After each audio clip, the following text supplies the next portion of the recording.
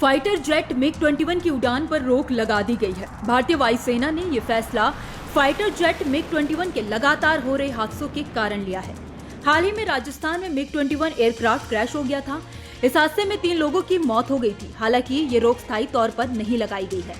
वायुसेना ने MiG-21 लड़ाकू विमानों के पूरे बेड़े को तब तक के लिए रोक दिया है जब तक कि राजस्थान में हुए हादसे की जांच पूरी नहीं हो जाती। आपको बता दें कि 8 मई को राजस्थान के एक गांव में MiG-21 फाइटर जेट क्रैश हो गया था। फाइटर जेट एक घर की छत पर क्रैश हुआ था। इस हादसे में 3 लोगों की जान चली गई। इसके बाद वायुसेना के सीनियर अधिकारियों ने बताया कि जब तक जांच पूरी नहीं हो जाती और हादसे के कारणों का पता नहीं चल जाता तब तक के लिए MiG-21 के बेड़े को उड़ान भरने से रोक दिया गया है। MiG-21 फाइटर जेट वेरिएंट को भारतीय वायुसेना में 5 दशक पहले शामिल किया गया था और अब इसे चरणबद्ध तरीके से वायुसेना से बाहर किया जाना है।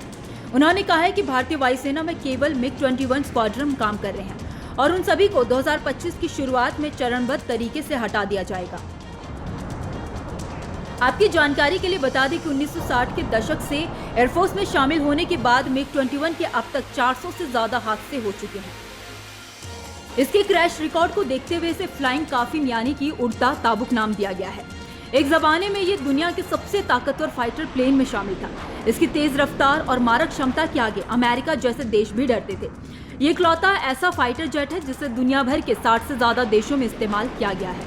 अब तक इस लड़ाकू विमान की 11,496 यूनिट्स का निर्माण किया जा चुका है।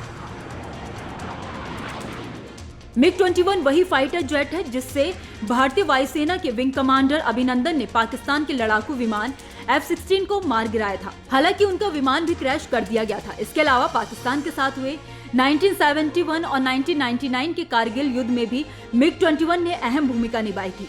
MiG-21 बाइसन फाइटर जेट का इस्तेमाल अब केवल भारतीय वायुसेना ही करती है। ये विमान एयरक्राफ्ट शॉर्ट रेंज और मीडियम रेंज एयरक्राफ्ट मिसाइलों से हमला करने में सक्षम है। इस लड़ाकू विमान की स्पीड 2229 किलोमीटर प्रति घंटा की है।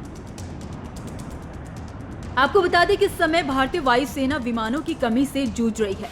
चीन और पाकिस्तान से मुकाबला करने के लिए वायुसेना को 42 स्क्वाड्रन की जरूरत है, लेकिन अभी लगभग 32 स्क्वाड्रन ही है। पिछले साल रक्षा मंत्रालय की संसदीय समिति की रिपोर्ट आई थी। इस रिपोर्ट के मुताबिक 42 स्क्वाड्रन की जरूरत है, लेकिन हमारे पास इससे कम है। आने वाले सालों में पुराने विमान भी रिटायर हो जाएंगे, जिससे कि स्क्वाड्रन और भी कम हो जाएंगे। इस समय भारतीय वायुसेना के पास MiG-21 के 3 स्क्वाड्रन हैं। एक स्क्वाड्रन में 16 से 18 विमान होते हैं। कुल मिलाकर वायुसेना के पास लगभग 50 MiG-21 विमान है। वायुसेना से 3 साल में MiG-21 के स्क्वाड्रन को फेज आउट कर दिया जाएगा।